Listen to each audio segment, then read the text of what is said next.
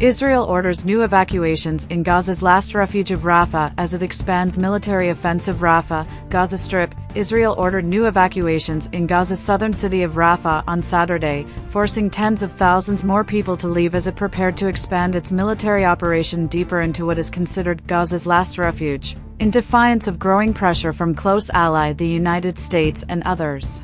As pro-Palestinian protests continued against the war, Israel's military also said it was moving into an area of devastated northern Gaza where it asserted that the Hamas militant group has regrouped after 7 months of fighting. Israel has now evacuated the eastern third of Rafah, and top military spokesman Rear Adm Daniel Hagari said dozens of militants had been killed there as targeted operations continued.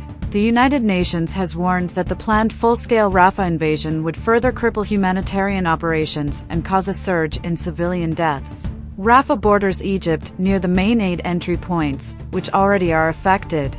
Israeli troops have captured the Gaza side of the Rafah crossing, forcing it to shut down. Egypt has refused to coordinate with Israel on the delivery of aid through the crossing because of the unacceptable Israeli escalation, the state-owned Al Qahira News television channel reported, citing an unnamed official. U.S. President Joe Biden has said he won't provide offensive weapons to Israel for Rafah. On Friday, his administration said there was reasonable evidence that Israel had breached international law protecting civilians, Washington's strongest statement yet on the matter. In response, Ofer Falk, foreign policy advisor to Israeli Prime Minister Benjamin Netanyahu, told the Associated Press that Israel acts in compliance with the laws of armed conflict and the army takes extensive measures to avert civilian casualties, including alerting people to military operations via phone calls and text messages. More than 1.4 million Palestinians, half of Gaza's population, have been sheltering in Rafah, most after fleeing Israel's offensives elsewhere. The latest evacuations are forcing some to return north, where areas are devastated from previous attacks. Aid agencies estimate that 110,000 had left before Saturday's order that adds 40,000. Do we wait until we all die on top of each other? So we've decided to leave, Rafah resident Hanan al-Satari said as people rushed to load mattresses, water tanks and other belongings onto vehicles. The Israeli army does not have a safe area in Gaza. They target everything, said Abu Yusuf al-Dairi, displaced earlier from Gaza City. Many people have been displaced multiple times. There are few places left to go. Some Palestinians are being sent to what Israel has called humanitarian safe zones along the Mawasi coastal strip, which is already packed with about 450,000 people in squalid conditions. Georgios Petropoulos, with the UN humanitarian agency in Rafah, said that aid workers had no supplies to help people set up in new locations. "We simply have no tents, we have no blankets, no bedding," he said. The World Food Programme had said it would run out of food to distribute in southern Gaza by Saturday, Petropoulos said, a further challenge as parts of Gaza face what the WFP chief has called full-blown famine. Aid groups have said that fuel will be depleted soon, forcing hospitals to shut down critical operations. Heavy fighting was also underway in northern Gaza, where Hagari said that the Air Force was carrying out airstrikes. Palestinians in Jabalia, Beit Lahia and surrounding areas were told to leave for shelters in the west of Gaza City, warned that Israel would strike with great force. Northern Gaza was the first target of Israel's ground offensive launched after Hamas and other militants attacked southern Israel on October 7,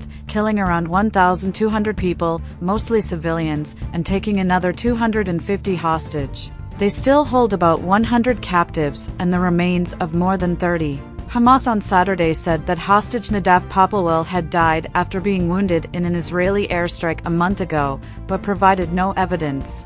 Israel's bombardment and ground offensives have killed more than 34,800 Palestinians, mostly women and children, according to Gaza's health ministry, which doesn't distinguish between civilians and combatants in its figures. Israel blames Hamas for civilian casualties, accusing it of embedding in densely populated residential areas. Civil authorities in Gaza gave more details of mass graves that the health ministry announced earlier at Shifa Hospital, the largest in northern Gaza and the target of an earlier Israeli offensive. Authorities said most of the 80 bodies were patients who died from lack of care. The Israeli army said any attempt to blame Israel for burying civilians in mass graves is categorically false. At least 19 people, including 8 women and 8 children, were killed overnight in central Gaza in strikes that hit Zawaida, Maghazi and Deir al-Balah, according to Al-Aqsa Martyrs Hospital and an AP journalist who counted the bodies. Children, what is the fault of the children who died? One relative said. A woman stroked the face of one of the children lying on the ground. Another round of ceasefire talks in Cairo ended earlier this week without a breakthrough, after Israel rejected a deal that Hamas said it accepted. Tens of thousands of people attended the latest anti-government protest in Israel on Saturday evening amid growing pressure on Netanyahu to make a deal. I think the operation is not meant for the hostages and not meant for killing the Hamas. It's meant for just for one thing, save the government, protester Kobi Itzhaki said. Sam Mednick reported from Tel Aviv and Sami Megdit from Cairo. Jack Jeffrey contributed to this story from